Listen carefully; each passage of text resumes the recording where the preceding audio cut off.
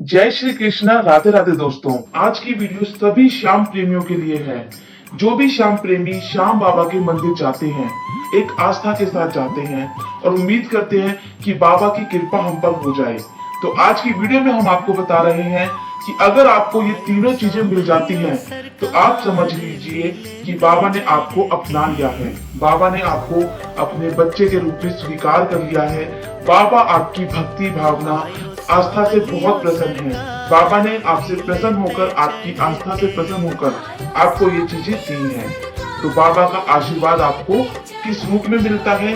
अगर आप श्याम बाबा के किसी भी मंदिर जाते हैं और वहां से आपको ये तीन चीजें मिलती हैं तो समझ लीजिए आप बहुत ही भाग्यशाली हैं। तो सबसे पहले श्याम बाबा के नाम का एक जयकारा लगा दीजिए और कमेंट में जरूर लिख दीजिए जय श्री श्याम।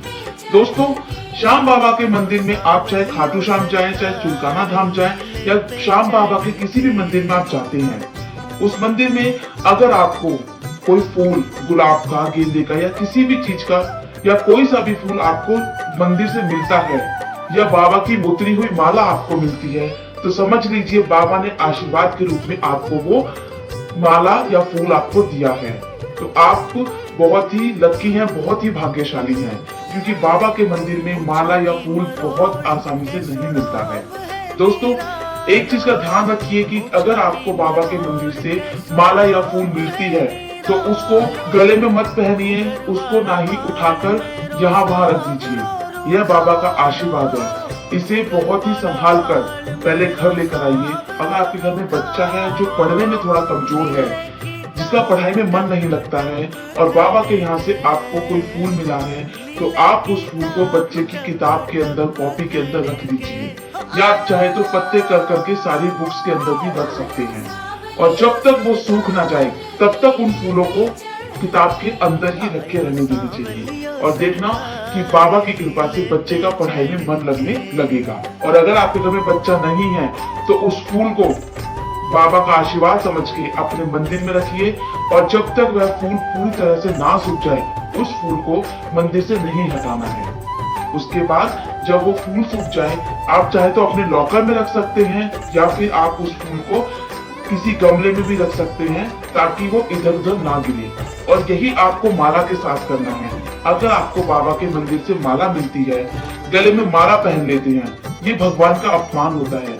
आप उनकी बराबरी कर रहे हैं। आपको जो माला बाबा के मंदिर से मिलती है, सबसे पहली बात ध्यान रखनी है कि अगर माला आपको मिल रही है तो आप किसी की माला छीनिएगा नहीं, क्योंकि छीनने से आपको बाबा की कृपा ऐसे नहीं मिलेगी। आशीर्वाद बाबा का आपके ऊपर है, लेकिन अगर बाबा ने वो माला किसी और के लिए भेजी है तो आपका छीनने का कोई हक नहीं बनता है।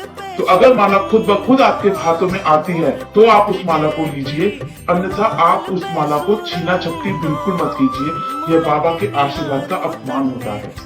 तो अगर आपको माला अपने आप आपके हाथों में आकर मिलती है तो आपको वह माला घर लेकर आनी है, उसको पूजा स्थल में रखना है और उसकी पूजा करनी है। जब तक वह माला पूरी तरह से नहीं सूख जाती है तब तक उस माला को भी मंदिर में रखना है।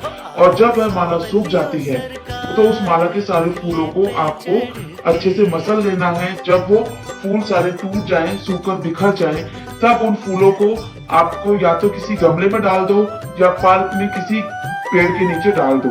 ऐसा करने से क्या होगा कि माला का बाबा के आशीर्वाद का अपमान नहीं होगा। इस चीज का आपको विशेष ध्यान रखना है। माला को इधर उधर नहीं पटकना है, ठीक है? अच्छा, अब मैं आपको बताती हूँ कि दूसरी कौन सी चीज है।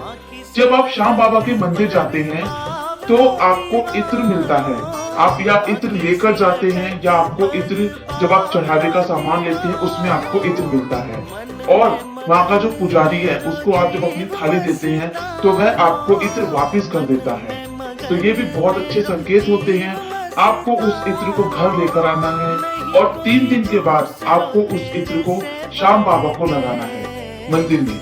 सिर्फ और सिर्फ श्याम बाबा को लगाना है और किसी भगवान को नहीं लगाना है। और आपको हमेशा ऐसा 3 दिन बाद ही करना है। जब तक आपके वो इत्र की शीशी में इत्र है तब तक आपको हर तीसरे दिन श्याम बाबा को इत्र लगाना है और उनका आशीर्वाद लेना है। जब आपकी वो शीशी का इत्र खत्म हो जाए तो उस शीशी को फेंकना नहीं है, क्योंकि यह बाबा का अपमान होता है।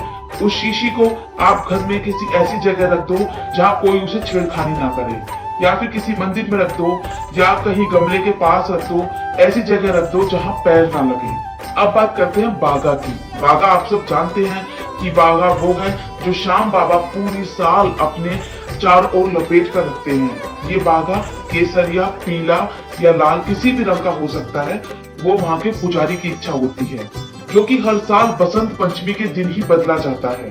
श्याम बाबा का बागा ऐसे ही नहीं मिलता है। आप बहुत ही लकी हैं, बहुत ही किस्मत वाले हैं कि बाबा ने आपको इसके लिए चुना है। सबसे बड़ी बात, अगर आप ये सोचते हैं कि बागा हमें खाटू श्याम से मिलेगा तो ही अच्छा होगा, ऐसा नहीं है।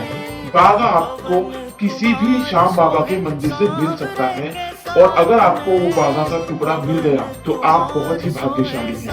आपके सारे काम बन जाएंगे।